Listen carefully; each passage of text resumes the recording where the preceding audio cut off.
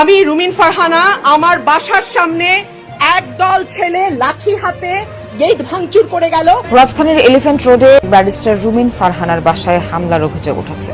রাতে তিনি নিজের ফেসবুক পেজে লাইভে এসে এই অভিযোগ করেন। ব্যারিস্টার রুমিন ফারহানা বাসায় হামলা এবং ভয়ভীতি প্রদর্শনের অভিযোগ করেছেন। মধ্যরাতে একদল ছেলে লাঠি হাতে তার বাসার সামনে মহড়া দেয় বলেও অভিযোগ করেন তিনি।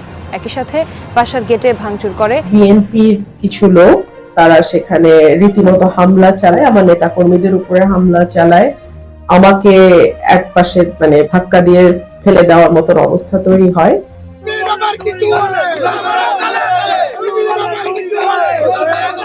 কেউ কেউ বর্ডার পার হয়ে রক্ষা পেয়েছেন, আপনারা কোন বর্ডার পার হবেন চিন্তা করে দেখেন। এত ভয় কেন সরকারে যদি আওয়ামী লীগ কোথাও নাই থাকে? শেখ হাসিনা ফিরবেন, তাকে ফিরতেই হবে, নিজের জন্য, আওয়ামী লীগের জন্য এবং তার দলের কোটি কোটি নেতাকর্মীর জন্য হলেও ফিরবেন, এমনই মন্তব্য করেছেন সাবেক বিএনপি নেত্রী ও ব্রাহ্মণবাড়িয়া 2 আসনের এমপি ব্যারিস্টার রুমিন ফারহানা। একদিকে ডিসেম্বরে দেশে ফেরার ঘোষণায় উত্তপ্ত রাজনীতির মাঠ, তার মাঝেই ক্ষমতাচ্যুতির ঠিক 2 বছর পর অর্থাৎ সেই 5 আগস্ট ভারত থেকেই প্রথমবার প্রকাশ্যে আসার ঘোষণা দিয়েছেন শেখ হাসিনা। এ নিয়েই যখন সরকার ও বিরোধী দলে অস্থিরতার ছাপ দেখা যাচ্ছে, তখন রুমিন ফারহানার এমন সব মন্তব্য নতুন করে ঘি ঢেলেছে আলোচনার আগুনে। কথাবার্তা সাবধানে কইের।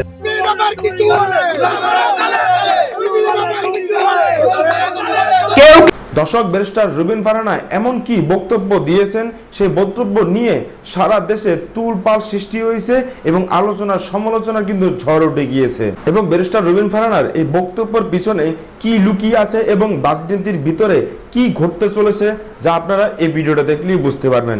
দর্শক, ব্যারিস্টার রুমিন ফারহানা শেখ হাসিনাকে নিয়ে কথা বলেছিল এবং শেখ হাসিনাকে বাংলাদেশে আসবে সেটা কিন্তু ব্যারিস্টার রুমিন ফারহানা স্পষ্টভাবে সবাইকে বুঝিয়ে দিয়েছে এবং প্রকাশ্যে বলেছে। এবং ব্যারিস্টার রুমিন ফারহানা কিন্তু এটাও বলেছেন, শেখ হাসিনা যদি বাংলাদেশে আসে তাহলে কিন্তু সবচেয়ে বেশি খারাপ হবে বিএনপির। এবং শুধুমাত্র তাই নয়, এই ব্যারিস্টার রুমিন ফারহানা কিন্তু শুধুমাত্র তাই বলে নাই, আরও কিন্তু অনেক ধরনের কথা বলেছেন এবং জামাত ইসলামদেরকে নিয়ে উস্কানি ভাবনার কথা বলেছিলেন এবং এনসিবি নেতাকর্মীদেরকে নিয়ে অনেক ধরনের বাজে বাজে কথা বলেছে। এবং তিনি এটাও কিন্তু বলেছেন, শেখ হাসিনা যদি বাংলাদেশে আসে তাদের পরিমাণ অনেকটাই ভয়ঙ্কর হবে এবং তাদেরকে এই দেশ থেকে একেবারে চিরদিনের জন্য বের করে দেওয়া হবে। এবং এই বিষয় নিয়ে কিন্তু সারা দেশে আলোচনা সমালোচনা ঝড় উঠে গিয়েছেন। কারণ ব্যারিস্টার রুমিন ফারহানা কেন এরকম ধরনের বক্তব্য দিয়েছেন, সেই বক্তব্য নিয়ে সারা দেশে তুলপাল সৃষ্টি হয়েছে। এবং তারই কারণেই কিন্তু ব্যারিস্টার রুমিন ফারহানাকে ইতিমধ্যে গ্রেপ্তার করা হয়েছে এবং তাকে সর্বোচ্চ শাস্তি দেওয়া হচ্ছে, যা আপনারা এই ভিডিওটা দেখলেই বুঝতে পারবেন। তো দর্শক, এই বিষয়ে ভিডিও শুরুতে শিরোনামের মাধ্যমে কিছু অংশ দেখেছেন, এখন দেখবেন পুরো ভিডিও জুড়ে বিস্তারিত। তার আগে সবাই কাছে একটা অনুরোধ করব, যারা আমার চ্যানেলে নতুন আসছেন অবশ্যই চ্যানেলটা সাবস্ক্রাইব করে দিবেন, পাশে থাকা বেল আইকনটি অল ক্লিক করে বাজিয়ে দিবেন। তো দর্শক, চলেন আমরা দেখে আসি এবার ব্যারিস্টার রুমিন ফারহানা যে বক্তব্য দিয়েছেন, সেই বক্তব্য নিয়ে কিন্তু সারা দেশে তুলপাল সৃষ্টি হয়েছে এবং ব্যারিস্টার রুমিন ফারহানাকে ইতিমধ্যে গ্রেপ্তার করা হয়েছে। সেই বিষয়টি দেখার আগে চলেন আমরা একটু দেখে আসি। এই যে ব্যারিস্টার রুমিন ফারহানা এরকম ধরনের একটা বক্তব্য দিয়েছেন, সেই বক্তব্য নিয়ে কিন্তু সারা দেশে তুলপাল সৃষ্টি হয়েছেন এবং শেখ হাসিনা কি বাংলাদেশে আসবে সেই বিষয়টি দেখে পরবর্তী বিষয়টি দেখবো। সবার ধৈর্য ধরে একটি লাইক দিয়ে সম্পূর্ণ ভিডিওটা দেখতে থাকুন এবং আপনার মতামত অবশ্যই কমেন্ট বক্সে লিখতে থাকুন। রাজনীতি মানেই চরম বিস্ময় ও অবিশ্বাস্য সব বাক। যে ব্যারিস্টার রুমিন ফারহানা গত 1.5 দশক ধরে টকশো, রাজপথ আর জাতীয় সংসদে আওয়ামী লীগের শাসন ব্যবস্থা এবং স্বৈরাচারের বিরুদ্ধে সিংহীর মতো হুঙ্কার দিয়ে এসেছিলেন, সেই রুমিন ফারহানাকে নিয়ে এখন রাজনৈতিক অঙ্গনে এক নজিরবিহীন ও বিস্ফোরক আলোচনার ঝড়ো হাওয়া বইছে। হঠাৎ করেই টকশো ও পাবলিক ফোরামে তার কিছু ধারালো বক্তব্য ঘিরে সামাজিক যোগাযোগ মাধ্যম ও রাজনীতি বিশ্লেষকদের মধ্যে তোলপাড় শুরু হয়েছে। গুঞ্জন উঠেছে, বিএনপি থেকে দলীয় শৃঙ্খলা ভঙ্গের দায়ে বহিষ্কৃত হওয়ার পর ব্যারিস্টার রুমিন ফারহানা কি তবে নিজের পলিটিক্যাল রোডম্যাপ সম্পূর্ণ বদলে ফেলেছেন? তিনি কি রাজনৈতিক কোনো নতুন অক্ষ বা প্ল্যাটফর্ম তৈরির পথ উন্মোচন করছেন, নাকি বাবার গড়া ঐতিহাসিক রাজনীতির ধারাকে আঁকড়ে ধরে এক নতুন শক্তি হিসেবে আবির্ভূত হচ্ছেন? সাম্প্রতিক বিভিন্ন সাক্ষাৎকার ও আন্তর্জাতিক মিডিয়ার অনুষ্ঠানে রুমিন ফারহানার কিছু স্পষ্ট পর্যবেক্ষণ রাজনীতির বোদ্ধাদের কপালে চিন্তার ভাঁজ ফেলে দিয়েছে। কথিত ফ্যাসিস্টকে কেউ ফিরতে দেবে না, যদি ফেরে আপনাদের ব্যর্থতার কারণেই ফিরবে। তিনি মুক্ত বাকস্বাধীনতার আইনি দোহাই দিয়ে স্পষ্ট করে বলেছেন, শেখ হাসিনার শাসনামলে যেভাবে লন্ডনে অবস্থানরত তারেক রহমানের বক্তব্যের উপর নিষেধাজ্ঞা জারি করা হয়েছিল, ঠিক একইভাবে আজ রাজনৈতিক বাকস্বাধীনতা রুদ্ধ করার এক নীতিগত দ্বিচারিতা শুরু হয়েছে।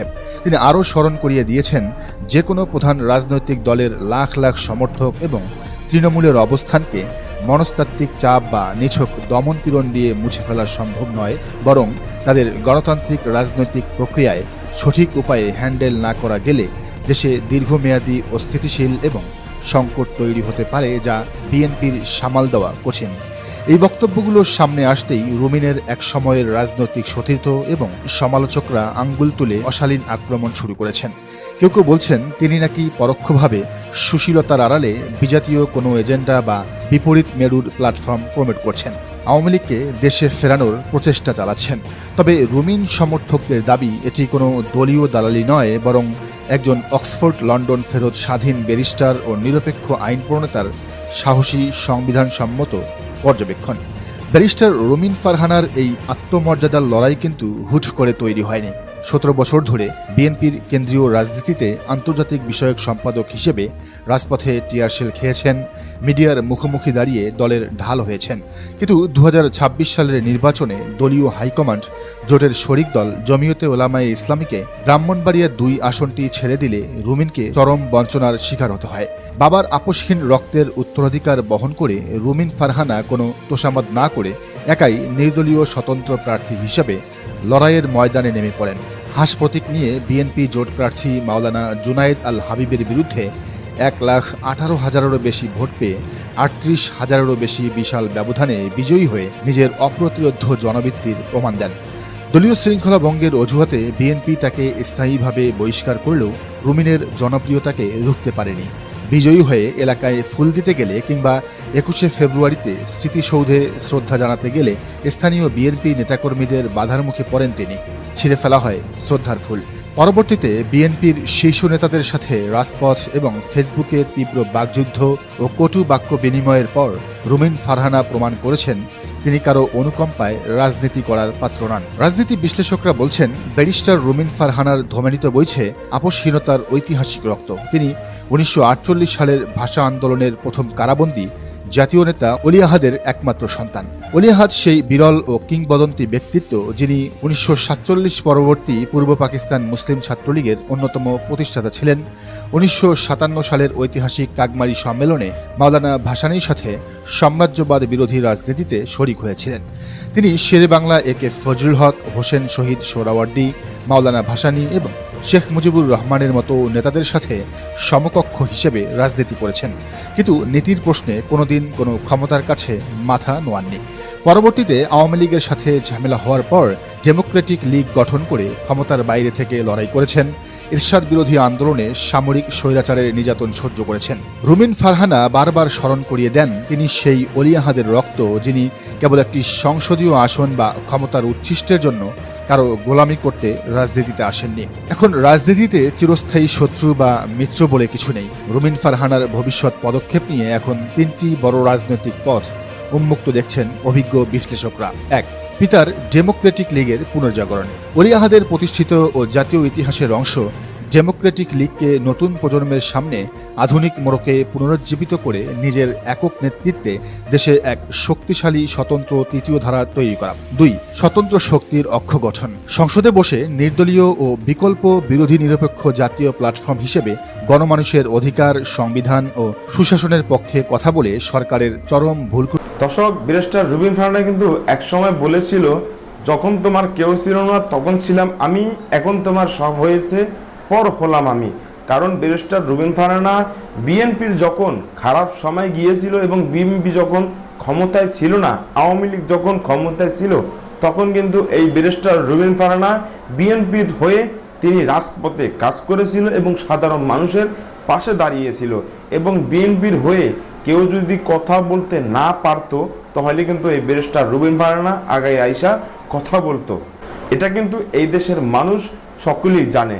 কিন্তু এই 24শে গণ অভ্যুত্থানের পরে শেখ হাসিনা যখন নিজের যান বাঁচাবার জন্য দেশ থেকে পালিয়ে অন্য দেশে চলে গিয়েছে, তখন কিন্তু অন্তর্বর্তী সরকার এসেছিল এবং অন্তর্বর্তী সরকারের পরে নির্বাচনের সময়ে এই ব্যারিস্টার রুবিন ফারহানাকে মনোনয়নপত্র না দেওয়ার কারণে এবং দল থেকে কিন্তু তাকে বের করে দিয়েছিল এবং ব্যারিস্টার রুবিন ফারহানা তখনই কিন্তু তার নিজের দেশেই তিনি নির্বাচন করেছিল এবং তার কারণে কিন্তু এই ব্যারিস্টার রুবিন ফারহানাকে কোনো বিএনপির নেতাকর্মীরা দেখতে পারে না এবং তার কারণেই কিন্তু এই ব্যারিস্টার রুবিন ফারহানা একাই এখন যুদ্ধ করতেছে এবং শেখ হাসিনার হয়ে তিনি কাজ করতেছেন। কারণ শেখ হাসিনার এখনও খারাপ সময়, তিনি এই ব্যারিস্টার রুবিন ফারহানা এখন শেখ হাসিনা বাংলাদেশে না থাকার কারণে এই শেখ হাসিনার হয়ে এই ব্যারিস্টার রুবিন ফারহানা কাজ করতেছেন এবং ব্যারিস্টার রুবিন ফারহানা কিন্তু এটাও বলেছে শেখ হাসিনা খুব দ্রুত বাংলাদেশে আসবে এবং বাংলাদেশে আসার পরেই তার আসল রূপটা সবাইকে দেখিয়ে দিবে এবং ব্যারিস্টার রুবিন ফারহানা কিন্তু এটাও বলেছে শেখ হাসিনা যদি বাংলাদেশে আসবে তাহলে কিন্তু খুবই ভয়ঙ্কর হবে এবং বিএনপির জন্য কিন্তু অনেকটাই খারাপ হয়ে যাবে এবং অন্যান্য দল যেগুলো আছে জামাত ইসলাম এবং এনসিপি জাতীয় পার্টি যারা যারা অন্যান্য দলগুলো আছে তাদের জন্য কিন্তু মোটেও ভালো হবে না এবং এনসিপিদেরকে নিয়েও কিন্তু এই ব্যারিস্টার রুবিন ফারহানা অনেক ধরনের কথা বলেছে এবং জামাত ইসলামদের নিয়ে কিন্তু তিনি কটূক্তি করেছে। কারণ ব্যারিস্টার রুবিন ফারহানা যে বিএনপির জন্য কষ্ট করেছিল এবং বিএনপির খারাপ সময় তিনি বিএনপির পাশে দাঁড়িয়েছিল, তখন কিন্তু কোনো নেতাকর্মীরাই বিএনপির জন্য অতটা এগিয়ে আসতো না, তখন কিন্তু এই ব্যারিস্টার রুবিন ফারহানাই আসতো এবং ব্যারিস্টার রুবিন ফারহানা শত বাধার পরেও কিন্তু ব্যারিস্টার রুবিন ফারহানা একটু পরিমাণ থামে নাই। কারণ এই ব্যারিস্টার রুবিন ফারহানাই কি আবার দল থেকে বের করে দিয়েছেন এবং ব্যারিস্টার রুবিন ফারহানাকে মনোনয়নপত্র দেওয়া হয়নি, তার কারণে কিন্তু এই ব্যারিস্টার রুবিন ফারহানা তার নিজের গ্রামেই তিনি আওয়ামী লীগের হয়ে তিনি এবং শেখ হাসিনার হয়ে তিনি কাজ করতেছে। তো দর্শক, আজকে পর্যন্ত রইল, পরবর্তী ভিডিও নিয়ে আবার আপনাদের সামনে। সবাই ভালো থাকবেন, সুস্থ থাকবেন, সবাইকে আল্লাহ হাফেজ।